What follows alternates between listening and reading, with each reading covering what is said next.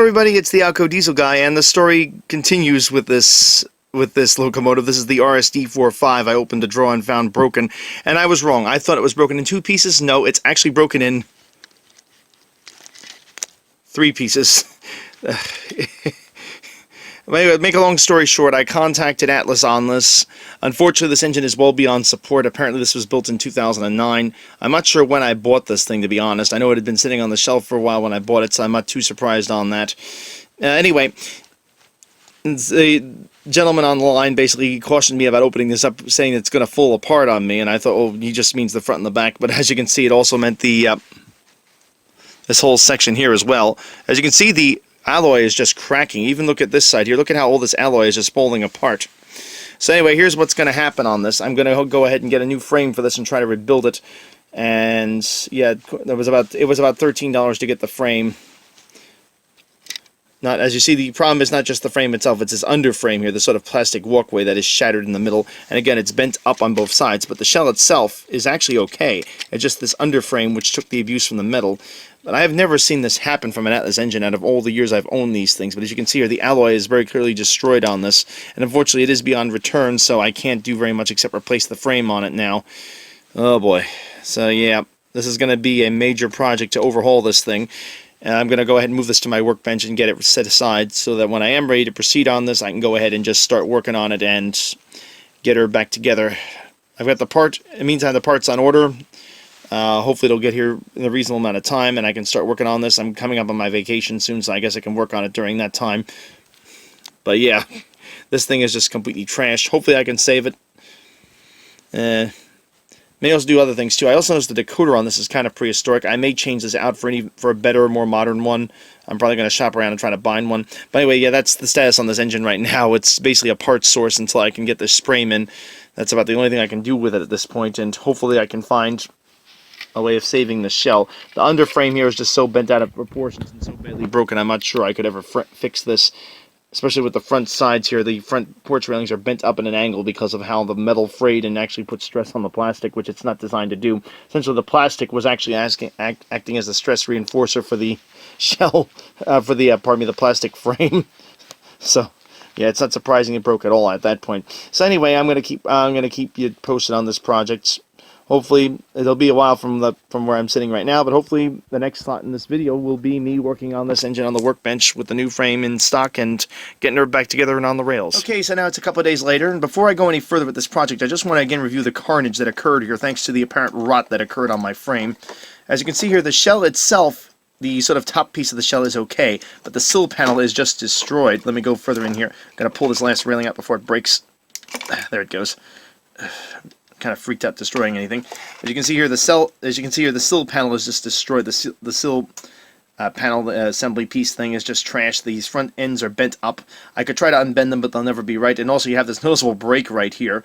And as you can see, the railings are even been popped out because there was so much stress on this assembly. So this is essentially junk. But the shell itself, as I said again, looks pretty much salvageable. It looks pretty much like it should. And this is the part that's the trickiest thing to replace in the world because they've been out of production since 2009. And speaking of that, that leads me to another headache, which I'll get into in a little bit. The unit was not under warranty, so I had to literally cough up the price to buy a new frame for this, which is the problem. That frame again is in pieces, and let's actually take a look at that while we're at it. I have them in this box, and I may as well have a dustbin to store this thing because again it is so badly destroyed. When I took it off again, this fell into 3 different pieces. You can see where the frame used to be together. This is the front section, that's the mid section where the motor is, and that's the rear section right there. What I'm going to have to do now basically is disassemble all of this and put it back together. And what I'm going to put it back together with is a part I got from Atlas. This is a frame, which I'm hoping is in here. I haven't actually taken this out of the box yet, so you're sort of getting the unboxing with me. Here is the frame for it, I'm told. So let's actually see if this is the proper part. I didn't actually check this myself. I've been kind of busy with other things lately. We'll undo this now. Here is the frame. This should be for an Atlas Classic, and it is. I can tell because on the Atlas Katos, as you've seen in the previous video, go check it out, the Atlas RS11, RS3 review, the actual coupler boxes are mounted to the shell itself, not to the actual frame, which here they are mounted to the actual frame. I'm told that this will work fine. I'm not sure what era this part is from. Oh yeah, this is the type it appears. we'll see more of it as we get later on with this. So this is what's going to go in place. To get this on, obviously, I'm going to have to take all of this off. Right over here.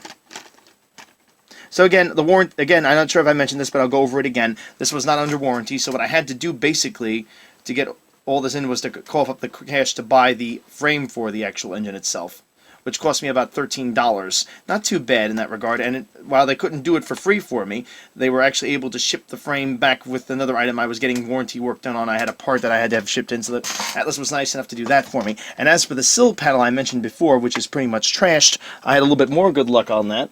Apparently they had some junk sills that they didn't need, and sent me these two panels here nicely enough for me that I can mess with and see which one would work for me. So thanks again, Atlas, as always. I really appreciate your excellent customer service. Let's go ahead and take a look at these now quickly. So again, I have two sill panels I can use to replace these with. I may have to paint them because, again, the SSW, or St. Louis Southwestern / Cotton Belt frame, was red, and I think one of these is yellow and the other one is some other kind of paint scheme. Here's one, here's yellow. This one over here is yellow. I just took out here. This one's clearly yellow. Probably do a little art project on it. This one over here, yeah, is in fact black. It's got the little stencil on the side there. I could always just carefully repaint this and use it. It's missing some of the railings on it. I probably would want to use my railings from my engine because they're still usable. It's missing some of the railings on it, not all of them are in place. Here's the other one. This is yellow on the bottom. It has a few more of the railings in place. These apparently when I was told these models, these were parts that were at one point sent out for repair, and apparently they were returned defective. As you see, this is missing parts, so I can see why they wouldn't want to send this out again. So they were nice enough to include that with me. I really appreciate it. Thank you again, Atlas. We're going to go ahead now and work on these. I think I'm going to paint this one red when I get a chance here. I'm going to turn that into my new sill panel for this engine. Then I'll do it on the side here. I won't actually film it. I'm just going to do it on the side of my other workbench, get the thing painted up, and then I'll go ahead and swap the railings over on it. So I'll get to that a little later. Let's go now and take a look at let's go now and get started with the actual chassis, which is what I'm going to focus on today, or this moment. Oh, here we go. Oh boy, this poor thing. So again, you see the carnage again. There are three pieces now. This is the motor drive section, which is mounted here, still with the decoder, which is... I think I'll probably have to change this out because I don't know if... Because since I'm here anyway, I'm going to have to unsolder everything. I might as well change this out in the process. I have the two truck assemblies right here. And I have the weight over here, which you can see is not even attached anymore. The screws are still in place. If you look here, the mounts have literally been pulled right out of the chassis itself. So what I have to do now is get all of this apart. I also have to unsolder this. So I'm going to go grab my battery-operated soldering iron, I guess. And just heat this up and do a quick and dirty remove on it. So let's get that started up. In the meantime, I'm going to start taking apart everything else as this heats up. I've got my little box here with the existing parts I'm going to put to the side. And I'm going to start just slowly but surely rebuilding this thing. First step, though, of course, is disassembling it, as I mentioned, so we're going to go ahead and do that first. Let's go ahead now and just pop everything off. So I've got my iron all set up right here. I'm going to pull these wires out.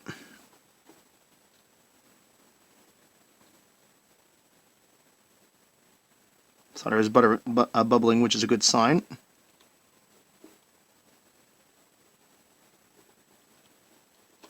There it is, got that out. This is the oldest trick in the book, just hold the wire and just pull it free. I may have to extend these wires again, I have to mess around with this. Let me zoom you in a little bit better here with my sort of cell phone camera, who's this?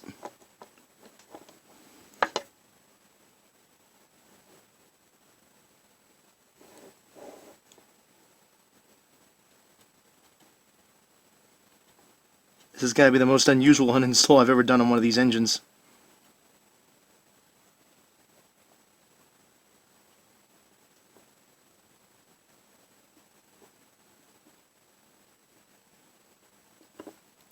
There we go, out it comes. Old wires.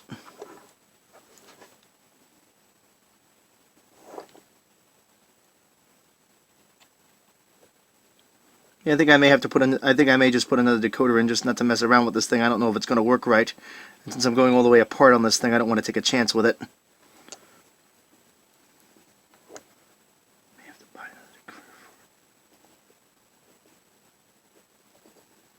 I may just cut this if it's that badly stuck in there because this solder is in such terrible shape.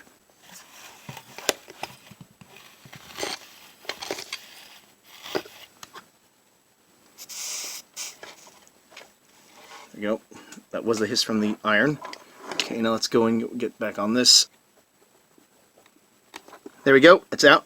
That's good. Okay, so now this part is here. You can see how, again, these are all 3 sections. This one is now separated from it. Let's do the other part of this decoder now. Get this part out. Ah, got it. Good. Heat it up just enough.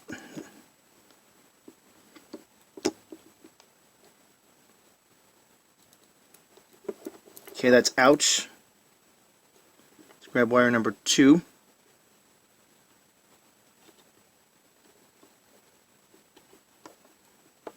There it goes. That's out.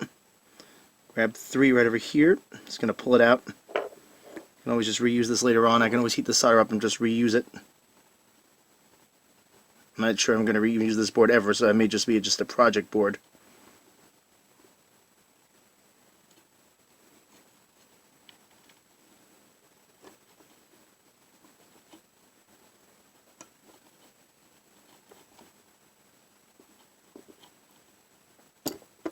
And that one's gone, and one last one over here on the side.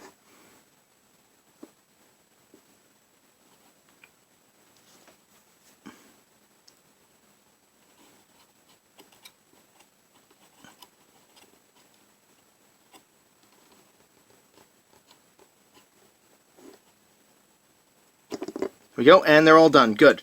Okay, so I'm done with soldering for now, at least. I'm going to put this in my little holder, whatchamee-who's is over here. And I'll just stick it right into the ball thingy here and just let it sit there while it cools off. Okay, so now I've unhooked all the wires. I can now work on taking apart what's left of this engine. So let's hear, that's the center section out. So I think we'll start with this section right over here. You can actually just leave the light kind of taped in there. I can actually take the screws out on this one because they survived. They're actually still in place. Let me go grab a screwdriver here. And I have my precision kit, so I'm just going to use that because it's easier and it's right at my fingertips, so why not?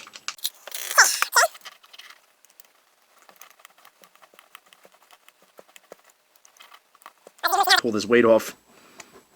Oh wow, look at that. It just ripped off. Another piece just came off right there. As you can see, that's the mount that it just literally fell right off. Oh my god. So this thing's in really terrible shape. Then again, I knew that to begin with. I know I said this a million times. Let me spin this off on the bottom. What I'm going to do now is put that into my parts box for this engine. I'm going to keep taking this apart until I have everything together. Let's go get this whole assembly and put this into the parts box along with its 2 screws. The precision kit because it's right in front of me. Going to now take off my truck assembly. The worm gear cover top. Again, just like with the Atherin engines, you have to remove the worm gear top to drop the drive shaft off.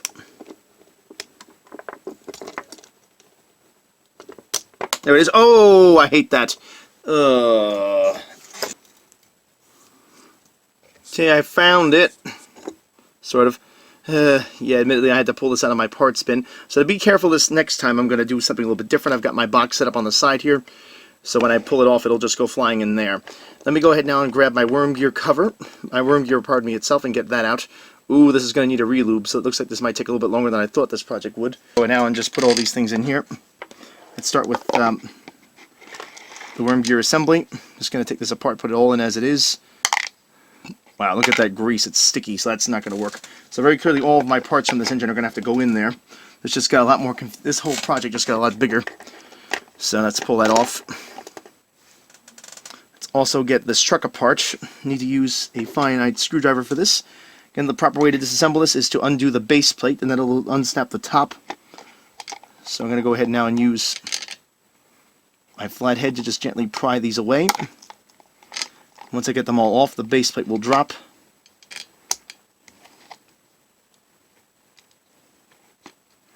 Get a little bit more light in here for you. I did have it on. Oh.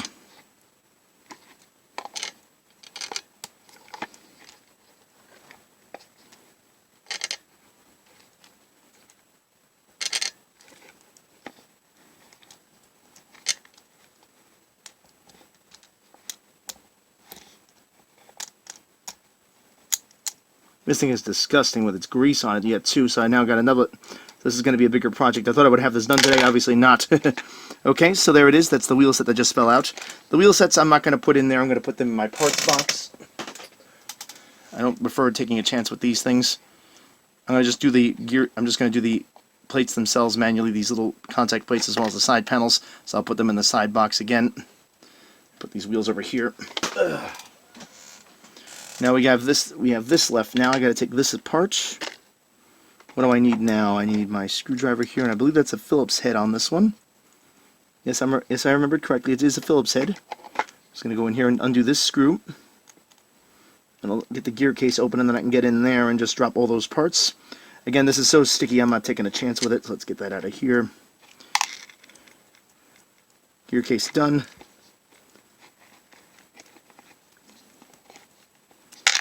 In she goes. Oh, is there another screw up here? No. It's holding this together then. Oh, I see there's one more tab on the back here. I wasn't used to seeing that. So I find that screwdriver again and just pop this back off. I don't normally work with the 6-axle version of it. They are very similar, but apparently they're a little tricky. There are a few tricky little differences there to irritate you. So I just popped it off. There we go. It's all done. All this now can go in there, including the side panel, because that's all so full of dirt. There's no way in heck that's grease, I should say. There's no way in heck that's worth it. Next, onto this other truck. Going to do the same thing. This time I'm going to use a different tactic of facing it right against my parts box right there. One of the boxes to an old locomotive. Get this out of the way for a second. I don't want anything to go flying. And simply lift up on the sides carefully.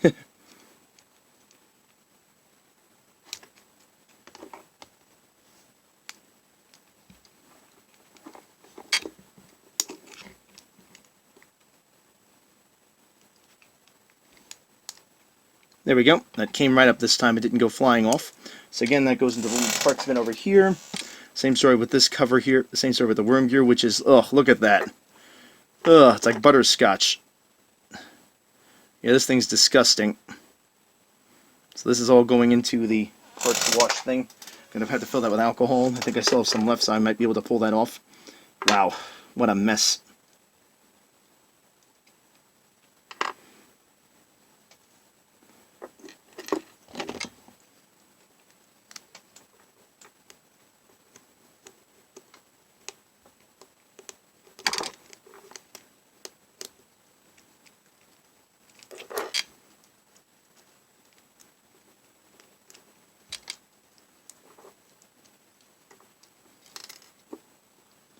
What the? Alright, there it is. So I'm going to take this out here. I should bring my parts bin back up here. These are the parts that are going to get washed. I'm going to now go through here and pop the truck off just like I did before. All 4 of these tongues have to come off on the bottom here. I have to carefully push them back so I can unclip the base.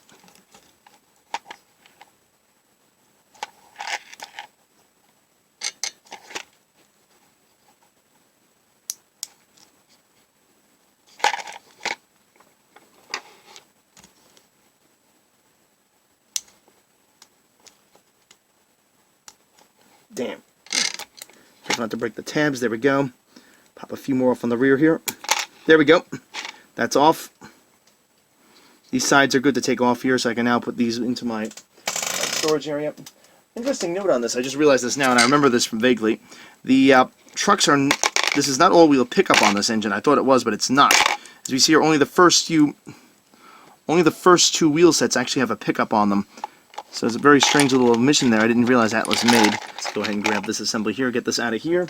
I'm not going to soak those. I've decided I'm just going to clean those by hand because I don't want them to get contaminated with grease because that'll make it worse than it actually is already. I'll clean those out by hand with a brush later on.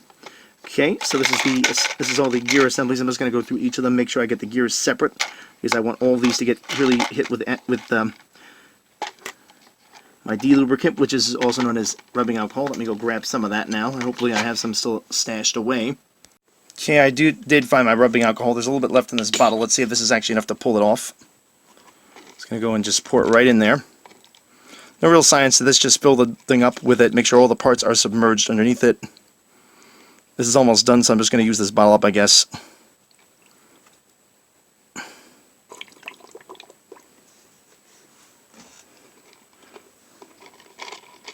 Make sure I can get everything just submerged enough here. Yeah, I may as well just put it all in there.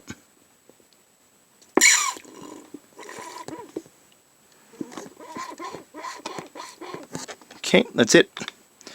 Okay, so that's now all filled up. Next I'm going to take my lid. I always keep these lids from these things. Again, this comes from, as I've said a million times, I get these when I go to my local Chinese food restaurant. They serve a soup in this. You can also get them with a potato salad, like with a half a pound of potato salad, they sell them with them. I keep the lids for them because I can then seal this up and just let it sit like that. And actually make sure this is all submerged correctly here. I want to make sure that nothing is above the water line, above the submersion line, because I need to immerse these in water in order for them to work. Yeah, I don't want to use any more, so this is going to have to work like it is. Okay, so I'm going to seal that up and come back to this project a little bit later.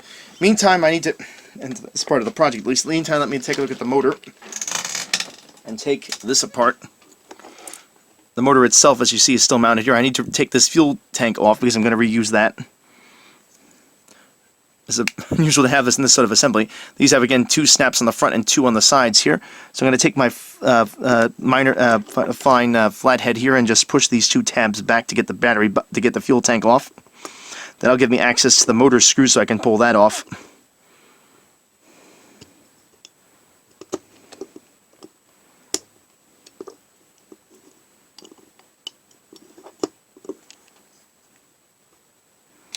There we go. Oh, I didn't just break that. That looks like I got it. Good. Okay, it's out. Yep. So that's the battery box cover right there. Now let's take a look at the replacement part I have over here, which I have stowed here. Let me get this out of the way because I'm done with this now. And start putting my parts in here. Let's get rid of this fragment of the frame. Look at that. That's all that's left of it. I'm just going to put that to the side now. Let's take a look now of the replacement frame compared to this one, what's left of this one.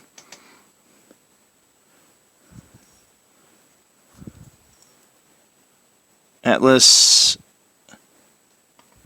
Yeah, it looks like it's the same one, 701, yep.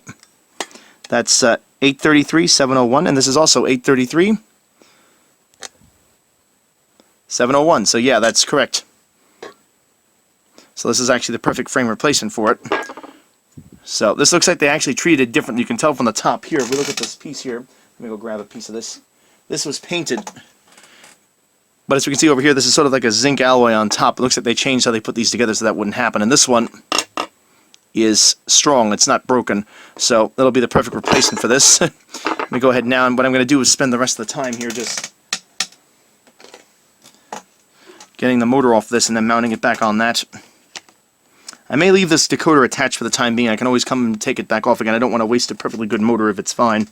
Let's go in there and let's see if this screwdriver is big enough to work. I may have to get another one. No, this will work. Turn it counterclockwise. There are 2 screws now again that hold the motor in place. So what I'm doing now is I'm going to release those 2. And I can then get the motor out.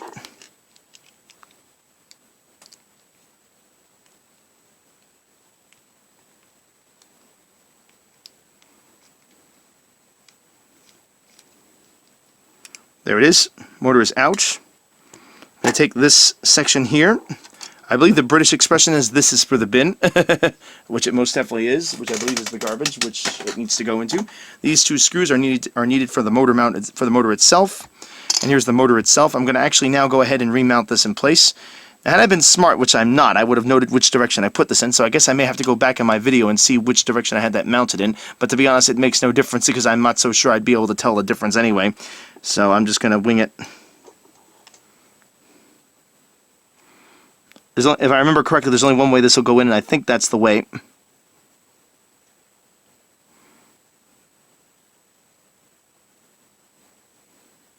See, would it go in the other way too?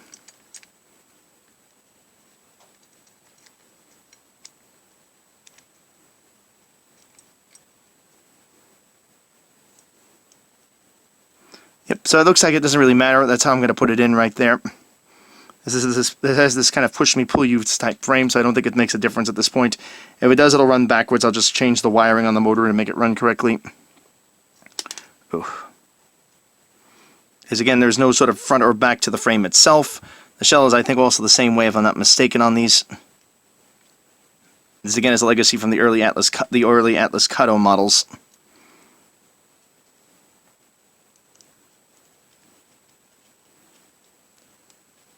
Try to get this thing centered correctly in here.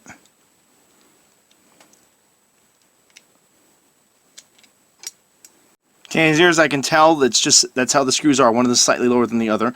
Another thing I noted, and I didn't point out before, but I will note now, is if you look carefully into this frame, if you've noticed a lot of my reviews of modern Atlas engines, it has the 2 screw holes here, and what they are for are actually to attach this to the frame. So this is, in fact, the new frame put on the new models, but it's fine. They're perfectly interchangeable. They're essentially the same design. The only difference is the detailing is different on the newer ones than the old one are. So, that's all set. Now, I can't go any further now because I have to wait for those parts to get cleaned out. The one last detail I can finish, which I will do today, is this, and that is to get this battery box back in place. Might as well put it where it is going to be easily located, which is where it's supposed to be.